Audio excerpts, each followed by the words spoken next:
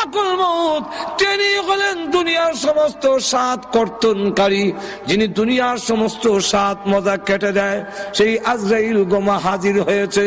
হযরত ফাতেমা রাদিয়াল্লাহু আনহা বলেন, ওগো আব্বাজান, এই মুহূর্তে কেন তিনি আসলেন? কয়েক সপ্তাহ ধরে আপনি অসুস্থ, এই মুহূর্তে কেন এসেছেন? আমার বলবার বাকি নাই, আপনাকে নেওয়ার জন্য এসেছেন। না, পারমিশন দিব না, অনুমতি দেওয়া হবে না আপনার এই ঘরে ঢুকার জন্য।